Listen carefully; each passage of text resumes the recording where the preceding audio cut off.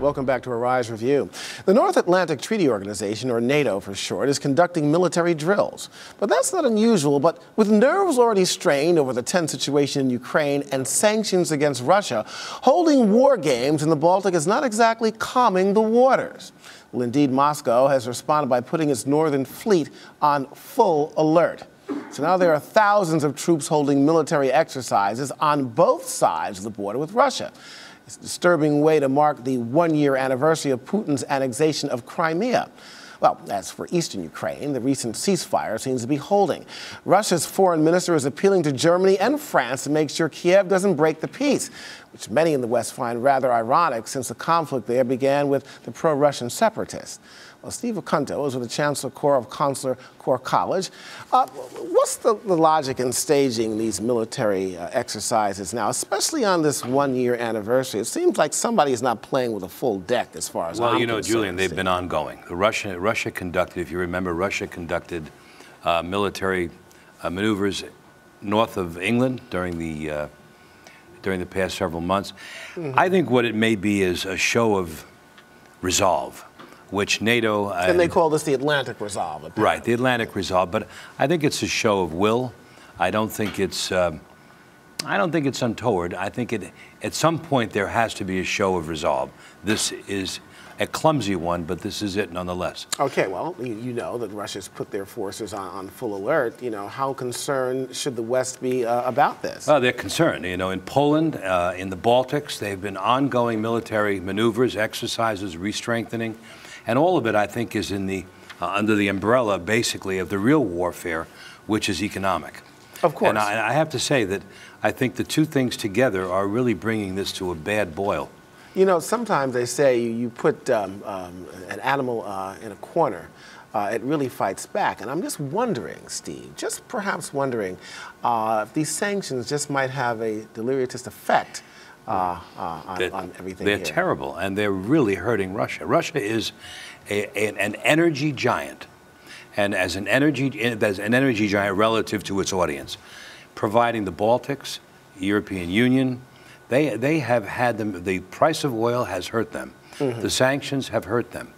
Now, you take the psychology of Vladimir Putin, who just this past Wednesday was asked, was it worth it going into Crimea? Was it worth the sanctions and the economic suffering? And he said yes. He said, because you've got to understand our spiritual center. And in this, he is appealing to a native sense of hegemony, the idea that there is a destiny for Russia. I've used the expression on this show, manifest destiny, taking it out of American history. The reality is that's where he's coming from. And there's a lot of history behind that, Steve. And he still has public support in Russia. There is. And the suffering. And, you know, we've said on this show before, Julian, when the caviar runs out, I think it's run out.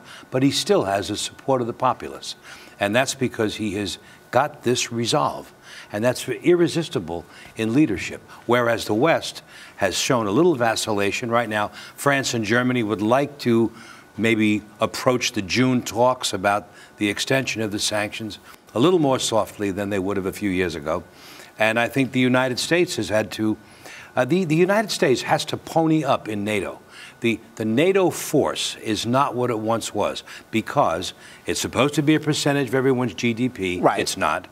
The forces haven't been exercised, and to an extent, the United States is responsible for that. All right, we can take this to the cooking level. Both you and I are cooks, okay? So you have this boiling water here. You have this pot of boiling water, right, and you put a little salt in there, and that kind of stirs things up right now. Outside of putting that pasta in, what is the ingredients now that you put into that pot that tips the scale and the water boils over? What's the nightmare scenario here, Steve? The nightmare, I think, is an unwatched pot, first of all, because then things can happen. And the pasta can become, overdone to use your metaphor. But I think the disaster game here is a continued economic stress, which is, I mean, right now, the economic warfare going on with European nations, this is tied to it, European nations buying into a Chinese bank that is in direct competition, potentially, with the World Bank and the IMF. That fact demonstrates the level of insobriety there is in the economic world. So going back to the matter of Vladimir Putin, he is playing this from both sides. His people are stressed because of the sanctions. He's doing military exercises, which is very smart psychologically, and the West is now showing some muscle behind his allies on the borders.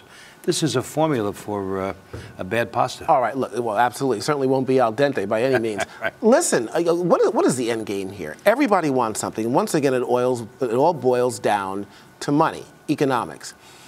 Is there any way that we can back out of what nobody wants to see as a military confrontation, where I don't think there are any winners? I don't think there will be ultimately a military I do not think there will be a military confrontation over the Ukraine. I don't believe so. I believe the problem with the Ukraine is where it could happen is the question of who's in charge and the question of is there an available compromise amongst a people in the Ukraine whose will is not clear. Russia, you've got Putin, clear-willed, popular. Ukraine, you've got, sure, some love of the country, but not a special love of the administration. Right. You have a formula there for conflict that is internal, not U.S. versus Russia, right. Not NATO necessarily invading. That's a long answer. I apologize. Well, no, well, that's good. We're going to have to hopefully have somebody turn down the fire on this boiling pot of water. But Steve Acunto, sure. Thank you so much, sir. Julian, thank you as always. Okay.